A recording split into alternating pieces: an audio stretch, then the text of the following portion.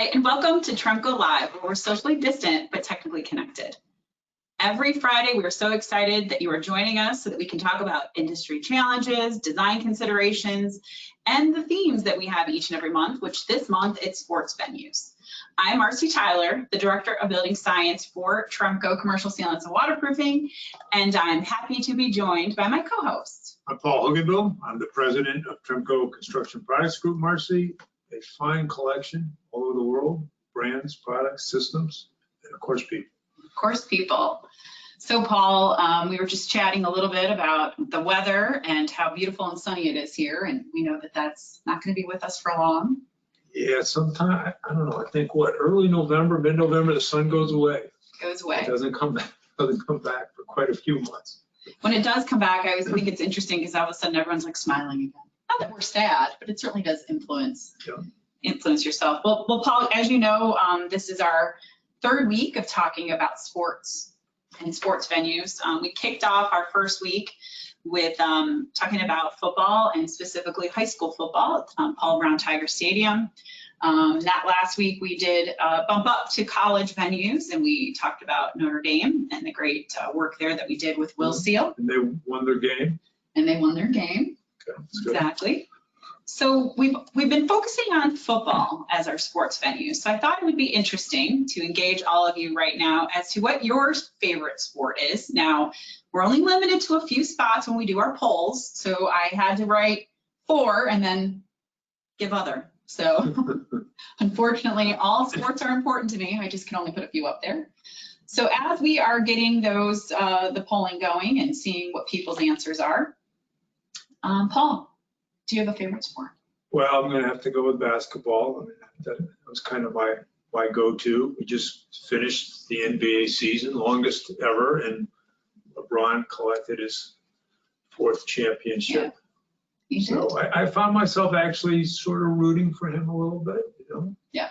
Since he came back to Cleveland, helped us out. Yeah, it was hard. It was hard to root for him because of how it felt before, but of course it's always interesting to watch that kind of sports venue and that activity. So and he's truly one of the greatest. So you know, he said, "You'll miss me when I'm gone." We do miss him, and I think the sport will miss him when he retires. Absolutely. What about you, Marcy? I would think it depends, like to play or to watch, but I mean, I really love watching football. I really do. I loved watching LeBron play basketball and the activity there, but I think I tend to, if I asked myself what I watch the most of, it's probably football. You have a favorite team, Marcy?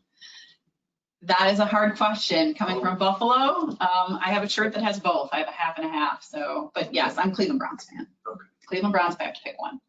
So it looks like you all did give us your answers, and football was the highest from a percentage perspective. So we got 40 in football, 13 in basketball, 13 in soccer, 17 in baseball, and 17 in other. So feel free to send me a message of your favorite sports team, your favorite sport. And you know what, I'd love it if you sent me a picture of yourself rooting for your favorite sports team. As we're rounding out the month, we only have 2 more of the sports venues left, and we're still looking for ideas to add to our program if there is things that you want to add for us to talk about. So we can definitely do that. As always, we have some content to share with you. So today we've got some information that we wanted to be able to share. And of course, we kicked it off with asking you what your favorite sport is. So we thank you so much for contributing that to us. As always, we're here to represent, as Paul mentioned, a lot of different applications, systems, products, and of course, people. And we mentioned a couple of sister companies down below as well that we do contribute with in these arenas and these sports venues. Yeah, we're doing more and more work with our sister companies. So I think there'll be more of those non-green logos out there, which I think is fantastic. They'll continue to be added. And speaking of that, we did add one this week, which wasn't on the other screen, but I was looking around at different applications and different sports arenas that were posted on LinkedIn, and I found several from Nullifier. These are all spectacular venues. I mentioned you, Marcy, I actually ran on the grounds of Melbourne, the stadium, tennis stadium there. But yeah, they have many iconic projects all over the world with their intumescent systems. Yeah, so that specifically, there's a lot more, a lot of other venues that they have posted and they've contributed in. These were 3 that I chose. pretty interesting venue locations, and of course, as you mentioned, with their intumescent steel coating. Just fabulous pictures, right? They're just iconic venues. Yep. Absolutely.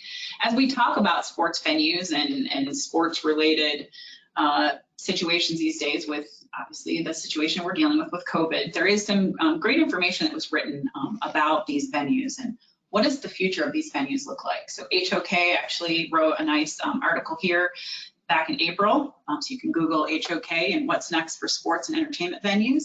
And of course, on the other side there, we've got Yahoo Sports. What is the future?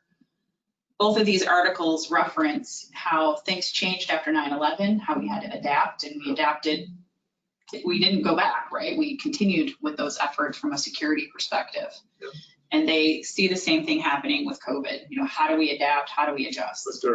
Are they optimistic, Marcy, that we'll adapt? They are very optimistic. So we'll be back. We will be back. In our stadiums. And their focus, the main focus for both of these articles is all about being safe and Yep. making sure that the people who attend have that feeling of safety. Yep.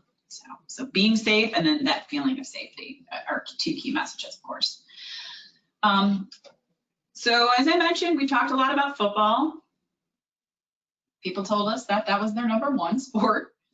Second, I believe, was baseball, if I'm remembering correctly. So we are going to start talking a little bit more about baseball. And we have a few case studies that we're going to feature today. But I figured since it was so timely, especially with the games that are going on right now, another poll that you have there going. Who do you think will win the World Series? If you guys would engage with us and answer that question. We've got the Tampa Bay Rays, of course, Houston Astros, Atlanta Braves, or the Los Angeles Dodgers. What do you think, Marcy? Who do you want? Who do you think? Right, there is a difference, right? I want the Tampa Bay Rays. Interesting. I could go for either the Rays or Atlanta. I always root for the underdog. Yeah, I certainly understand that. I'm one of those people. If it's not my sports team, I'm kind of like feeling bad for the underdog while I'm watching. So absolutely. So we've got, oh, good. Thanks, everybody. 33% for Tampa Bay Rays. Then we've got the Braves, the Dodgers, and then the Astros as the last one. Now, Paul, I don't know if I've ever told you, we as a family go around and visit baseball stadiums. So I love going to those venues and checking them out. Dodgers Stadium's amazing. We've seen the 4 that are currently in the rankings. So I believe there's 30 or 32 stadiums. Come on, correct me. Send in a text and correct me. And we are, I think, at Stadium 23. Wow. So it's my sister and I and our kids, and we check out a game, check out the venue, the food, and the situation. And we've gone to all 4 of those. The Dodger Stadium was amazing. It's just iconic. It's got a great feeling when you're there. LA in the distance. Yep. It's pretty cool. Have you been to that stadium? I have not. Because you kind of approach it and you're like, where is it? Because it's up on top of a hill. So you actually enter at the top. Yeah. And then you walk down if you have lower seats. So it's kind of in a valley of sorts. So it's pretty cool. So thanks for contributing once again to that poll. We've got, talking about baseball, we have a case study we wanted to feature. So this is actually the BB&T Ballpark in Charlotte, North Carolina, which is a case study featuring a variety of Tremco products. So pretty excited about being able to have this as a feature. So this is in Charlotte, North Carolina, as I mentioned. It's got the Knights baseball. Charlotte Knights are the AAA baseball team affiliated with the Chicago White Sox. So this is a project that we worked on several years ago. This ballpark in 2015, I love to give some statistics. It was actually voted #1, the #1 minor league baseball park in America by Baseball America magazine. So lots of design challenges that we worked on here on this project, Paul. You can see here in some of the pictures, but the compatibility of our silicone-based glazing and urethane deck coatings at that window-to-wall transition was a very critical part of this. And then, of course, our Volcom coatings and then low VOC, low odor polyurethane system. Yeah, I think, Marcy, as long as I've known you, you always talk about compatibility testing. I do. And you look at that long list of products there, there's just a lot of interfaces going on there, and you want to know that they're all tested and They're all going to perform well, and that's something that I know you and your team take a lot of pride in. Absolutely.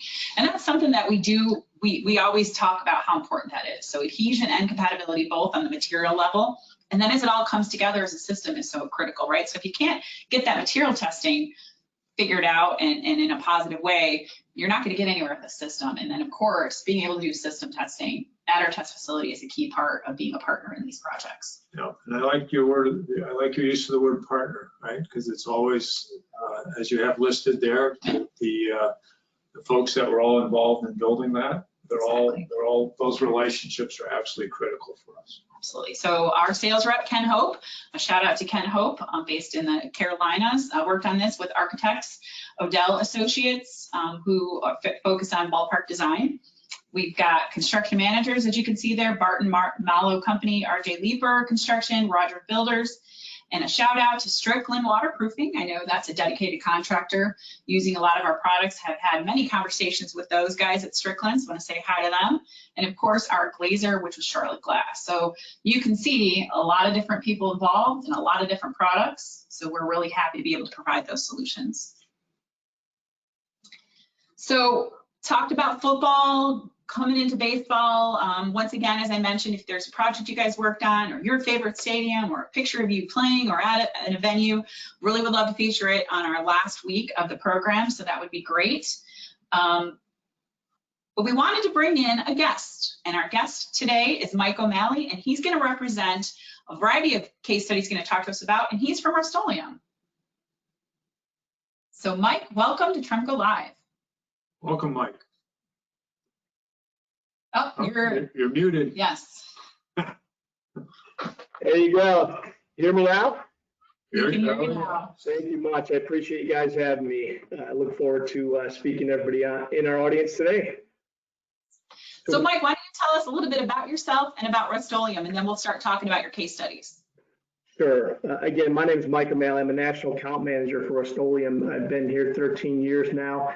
Born and raised in the Chicagoland area, still here today. Take great pride in spending a lot of time with my family outside of work, as probably most of us do.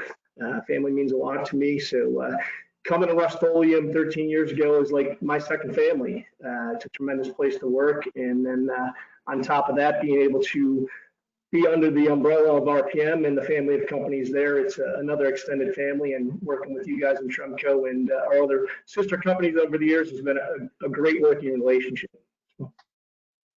So I gave a couple poll questions out there, and I know you're considered a panelist. You weren't able to answer those polling questions. So I'm going to ask you, what's your favorite sport? So basketball is mine only because it's been in my blood since I'm little. I just had a dad who retired from coaching at 80 years old, and he spent a good 62 of those years or 60 of those years in coaching himself. So at the high school and college level, so basketball is kind of my number one go-to. Perfect. So basketball, so it's fall. What about World Series? You placing a bet anywhere? You know, I like to say anybody but the Cubs. So, you know, I'm a true Sox fan. So. Oh, wow. Yeah. Okay. So I'm not a hater though, so that's a good thing. You know, I still go and enjoy the Cubs games and going down there. Well, it was interesting that I chose the Bt.3 Park, which was, you know, the minor league for the Chicago White Sox. I didn't realize that you were a White Sox. I always kind of assumed I was a Cubs fan. About half and half. I'm sure. I don't know where the split in the city is. I don't either. Yeah, the dividing line there, Paul. There's a stronghold on that. Well, we'll go and start talking about some of these case studies you have featured here on this first slide here. Do you want to tell us a little bit about both the Tulsa Drillers and the Clemson University project? Sure. So, you know, the one thing Connie Paul said, you know, he hit upon the word iconic, you know, and when I think of Rust-Oleum, I think of, hey, we're an iconic brand similar to you guys at Tremco, right? We've been around for years, but a lot of people don't realize is we worked on some iconic structures. You look out there, the Golden Gate Bridge, the Bay Bridge, the Space Shuttle, and then the stadiums you mentioned here, the Washington Nationals, Clemson University, and Tulsa Drillers. All have kind of come under fold in what I consider iconic ballparks, arenas across the country, in which, by the way, Marcy, there are 30 MLB stadiums across the country.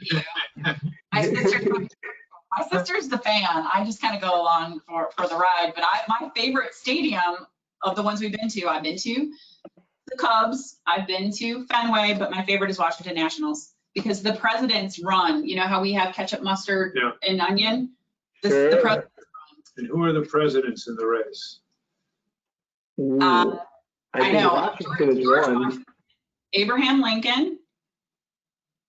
Third. Yes. Someone look that up and send me a I'm text. going to say Teddy Roosevelt. Teddy. I'm guessing Teddy. I'm guessing Teddy. Right. Who can they make look, you know, so you All can right, pick them out? We're about to find out. Yes, we're going to find out. Sorry, didn't mean to derail you there. No, that's all right. So I'll hit on the Drillers real quick. Drillers is a AA baseball team down in Tulsa. We built a relationship with them over the years within the stadium group or Rust-Oleum, going to various organizations. We got to know them. And they wanted to really improve the aesthetics of an outdoor seating area where they had concessions and a party deck. They had just a regular polished floor that was creating some issues as far as slips and falls. So they want to go something a little more decorative that had some texture in there. So we were able to provide one of our systems. We call it our 4565 epoxy with some 480 sand.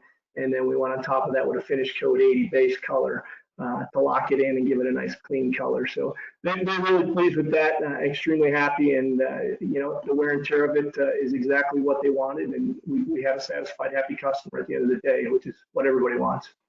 Exactly, the satisfied, happy customer. Now, I know that kind of rounds off our baseball that we're talking about today. So before we close off baseball, I just want to give one quick shout out to Barb Catlow. Barb Catlow came to us with Drive It as part of the RPM companies and under Tremco Commercial Sealants and Waterproofing now. And she let me know that on that BB&T Stadium, Drive It's on it too. Uh-huh. So that's another little addition. I love it when we have so many different pieces and parts that come together to make these buildings. Now, your other one you have highlighted up here is Clemson University and Little John Coliseum. Now, I want you to tell us about it, but there's a fun fact that Paul's going to share with us about that Coliseum. Late 1970s, I played in that arena. He played in that arena. So that's how old I am. And he played against somebody we might recognize. Larry Nance. Larry Nance. So there you go. Wow, that is an exciting stat there, Paul. I like that. You probably wouldn't recognize it today if you went back into it, though.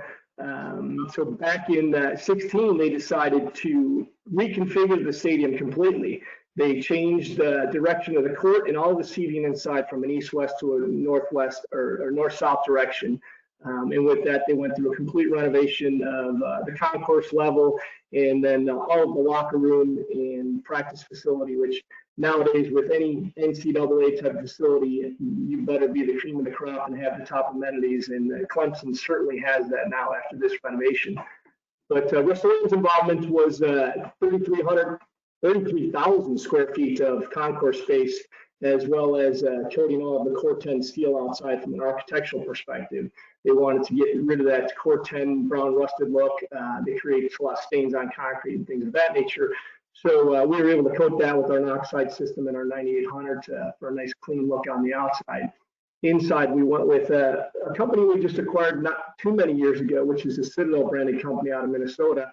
And they had a decorative coating, which was a polyurethane or polyurea type coating, which Clemson was very high on in Turner Construction, and the architects were very high on having something outside the norm. So we went through several tests with them as far as color patterns, looks, and they finally decided on this gray metallic look.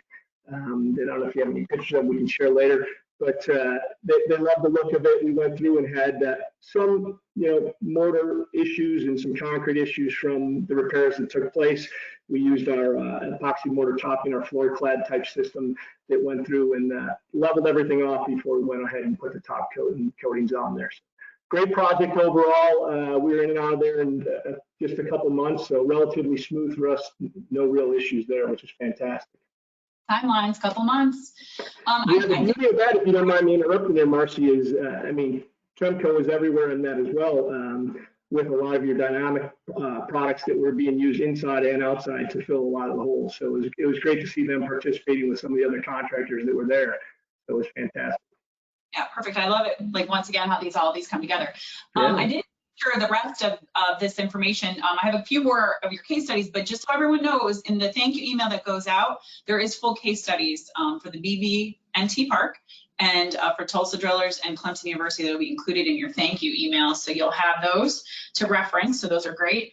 A couple more stadiums we wanted to talk about. I guess we're not finished with baseball. So we have 2 more baseball stadiums and then another arena that we're going to talk about today. So tell me about AT&T Park. Sure. This was through one of our contractors that was brought to us years ago that when they're getting ready to build the park, they wanted to redo all the light stances around the facility, but obviously being in California and needing a green low VOC type solution, they turned to us and said, okay, what do we got? What can we do? Noxide being one of our best low odor, under 100 grams per liter, and our Sierra as a top coat, same thing, it's a 0 VOC, so it was really met the LEED standards that they were looking for out there at AT&T Park, and it was a great solution that's still there today. And then we've got my favorite, Washington Nationals. Sure, the Nationals was kind of a project we inherited through our sister company, Citadel, that took some of that over, and then our group took it over from there and continued some renovations throughout the park. Like I said, see there's over 350,000 square feet of Nationals red flake floor. There's a custom color, custom flake to them. It really goes around the whole facility, and we've been in and out of that facility a couple of times doing new areas as they need and look to extend and redo their facility. They've been doing a lot of renovation in there, not only to their club levels, but to some of their areas on their decks where they're putting in new party type looks and party type facilities with different bars and things of that nature. Speaking of bars, Paul and I always talk about doing one of these broadcasts live from a bar sometime. Maybe we could do it. One, we should. They have an upper deck bar that you can sit at and watch the game from, and it's huge and it's nice. And there's a steak and shake behind you. Okay. So pretty cool. And I want to do a shout out to Kathy Elvine. She's product manager for Tremco Commercial Sealants and Waterproofing, who let me know 4 presidents. 4. Jefferson, Washington, Lincoln, and Roosevelt. All right, we're close. Wow. Thanks, Kathy, on that. We are transitioning now to basketball and an arena we wanted to talk to you about today. Mike was the Atlanta Hawks Stadium. I just wanted to do a shout out to the NBA before we get started. Obviously, with election day approaching us very quickly and the situation with our pandemic, a lot of those arenas are opening up for voting locations. Yeah. And one of them is the Atlanta Hawks with their picture feature. In NBA, if you watched any of the series, were very active in their vote message, which is fantastic. And of course, supporting with their arenas is even better. Yes, I have chills thinking about that. There was an ad where I think it's Shaq and Barkley, and they're going back and forth talking about why you should vote. And then the other commentator that's part of the program, they're like, please vote, or Shaq and Barkley will keep talking, or something like that. It was really funny. So I thought that was timely, as I know we are featuring this one. I wanted to do a shout out, obviously, to NBA and to the Cleveland Cavaliers, as they're one of the NBA locations for voting. But this is a stadium that you guys featured and talked about with me, so I wanted to be able to give you some time to talk about this. Yeah, this is a great stadium. I actually had the pleasure of going down there for the McDonald's All-American game and seeing it when it was finished last year. Took my kids down there. It was fantastic. If you get an opportunity to go in there and see this renovation, I have to say the folks at AECOM, Turner, and HOK, who was the lead design firm, did a tremendous job on renovating this facility. It was a $200 million project, about 680-some thousand square feet of renovation. I mean, this thing was done top to bottom, soup to nuts. Every level was touched and or redesigned. Just a fabulous venue now to go and experience. And when you talk to anybody in the sports world nowadays, it's all about the fan experience and how they can better that. And the Atlanta Hawks and HOK have certainly done this in this situation. So I in this basically came out of our Clemson project. We developed a really good relationship with Turner and a lot of supervisors and GMs there. And as Clemson was wrapping up, the Turner bid was getting ready to go into play for the Atlanta Hawks. And when they awarded that, we had the opportunity to go ahead and submit our request and bid into this. So again, that sister company situation comes into play, under the RP umbrella, working with Tremco and others. At the time was Flowcrete, who now is under the Key Resins umbrella. So from there, we worked collectively on a couple systems that we can bid under our relationship with Turner, as well as we tried some alternate systems through Rust-Oleum as suggestions, and we wound up going with the Flowcrete Flowfast MMA primer and clear top coat as the system of choice here. And it was a custom flake with some glass bead and a custom color gray, if you can custom color gray, right?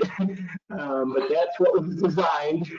And so that was 33,000 square feet again. We'd like to seem like that 33,000 square feet number between Clemson and the Atlanta Hawks. But this was all concession work. So the daunting task of this is we had over 47 rooms to get in and out of. And it was a project that was done over really a season and a half during and after the NBA season. So there was not a whole lot of shutdown. The Hawks actually still had games in there during the regular NBA season, and we were in and out of there kind of before and after, and a little bit in between. They closed off some of the upper deck areas. But a tremendous feat, I'll say, by Turner Construction, where they actually removed, I think it was looking for my stat here, but like 3 million pounds of concrete. They actually took out sections of the old stadium to build some suites. And the whole idea was to open up the venue to create a more social atmosphere. Again, the fan interaction, the fan engagement, right? They wanted to have social areas where people can stand and drink and eat and engage, as well as they created a bar down on the court level, which you'll see in some of the pictures, very, very, very unique. So again, the challenges for us pretty much were contractor based because of the time frames of this thing. You had so many contractors in there at one time, and usually, as you guys know, you go into a flooring project or finishes, you're typically the last part of the job, especially flooring. Well, we were going into situations where we had walls that weren't even built. We had kickboards that we were kelvin up to, which was very challenging with so many contractors and tradespeople being around, and then protecting the finished rooms afterwards was a daunting task. But needless to say, we got out there in about 6 months with our contractor, and I'll give a shout out to them, Industrial Applications out of Memphis, as well. While I'm giving a shout out to Doug Dompert, from Flowcrete at the time. He was extremely helpful in the system and some of the technical support with our own technical teams. But the other side of it was storage. With so many contractors, there's not a lot of room to store, your material. When you're talking, you got 30 some drums and material on site. So that was a little bit of challenge. And anytime when you're working with an MMA, obviously making sure you had the right safety protocol and ventilation in place. So we ran a lot of visqueen plastic around that facility and got it all out. But at the end, we were done in roughly 120 days with our 46 rooms and 33,000 square feet and about 10,000 linear feet of killers. So it was a challenging project, gave me a little bit more gray hair than I wanted to, but at the end, a great success story for all of us. Well, it's interesting. Some of the key words I take away from that was coordination and customization. That was a key theme of what you were talking about with that project. And I think on every project Mike mentioned, there was one or more sister companies to Rust-Oleum involved. Yeah. So that we could get the right solution for the customer. So really impressed with that, Mike. Absolutely. Well, thank you so much for joining us today. I want to give a shout out to Jeff Kistner from Rust-Oleum for hooking me up with you. I have a really funny video of Jeff dancing when we went to RPMU, so I'll send it over to you later, Mike, so you can see it. We didn't get permission to play that. I didn't want to do that on live TV, so. He'll love that I have that. Yeah, thank you, Marcy. Thank you so much. We'll check in with you later. Thanks for joining us. So everybody, thank you again for being able to be a part of our program today. As always, we really do appreciate your input. We really want to make this an engaging time together. Thanks for sending in all of your text to me, making sure that I understand what's going on in terms of the stadium number and who those mascots were running around the national stadium. So that's very helpful. I really do appreciate your engagement. Love the engagement with the polls. So it was really good. We've got 2 more Fridays of sports venues. Any hints? Got a couple, we're going to stay basketball themed, but Okay. we're going to intermix a lot of other sports venues at the same time. I may be on the road next Friday. We're trying to figure out a location where we're going to work on. So it's always a surprise. I like to surprise our guests and Paul and be flexible just in case things don't work out. Okay. So once again, everybody, thank you so much for joining us. We're happy that you choose to wind down your Fridays with us and keep your feedback coming in and your ideas, and we'll see you next time. Thank you. Be safe. Thanks.